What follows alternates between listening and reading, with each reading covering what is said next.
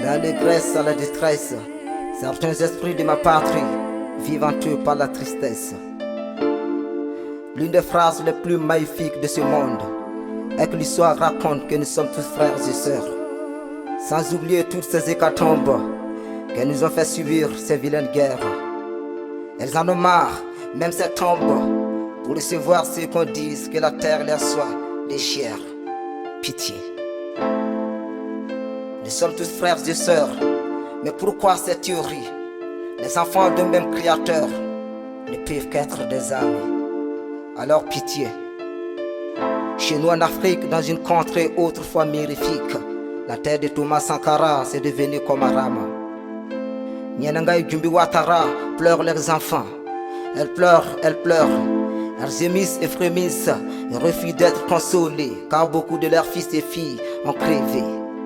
Pitié.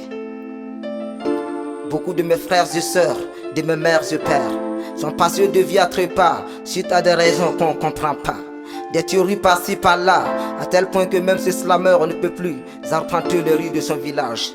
Elle me manque ma petite cage du village. Plus d'1 million de personnes déplacées n'ayant pas d'abri, causé par cette barbarie. Alors comme ce martyr, moi je tente avec mes vers pour apaiser des cœurs et demander pardon à ces tueurs ravageurs. Sinon, quels qu'en soient les avantages du voleur, un jour sera aussi pour le possesseur. Pitié. Mes yeux sont apaisantis de larmes, j'en parle plus, le chagrin qui environne mon âme. Nonobstant cela, je rends hommage à toutes ces âmes dont les armes ont fait verser du sang et des larmes. Quel drame! Oh pitié! De l'allégresse à la détresse, certains esprits de ma patrie vivent en eux par la tristesse. Et n'étant pas indifférents comme les autres slameurs, avec ces déclamations, propos venant du cœur, je souhaite qu'elle arrive à destination. Et tout auditeur de ce slameur est sa destination. Et peu importe l'essentiel qu'on dise plus, que la terre les soit légère. Pitié. La patience et la tolérance ont des limites, mais le jour qu'elles laisseront à désirer, mes vers vous auront prévenu, barbares hypocrites. Et peu importe les raisons de vos attaques, l'innocence s'en moque. Alors stop. Nos mères et pères, nos frères et sœurs ne veulent que la paix sur cette terre, pitié sanguinaire.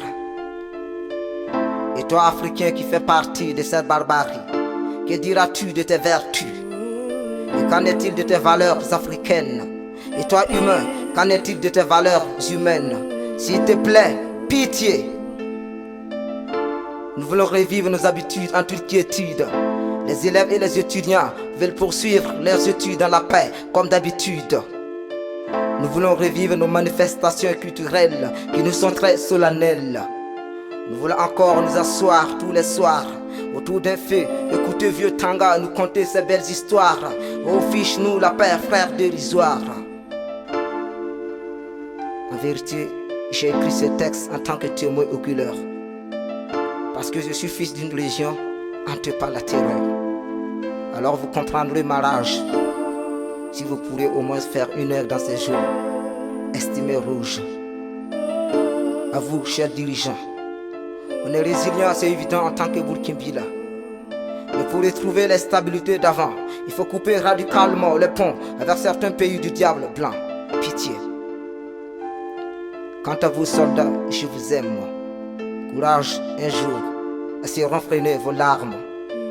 Vous serez à côté de vos femmes et hommes, vaillants héros de ma nation, elle paiera votre abnégation.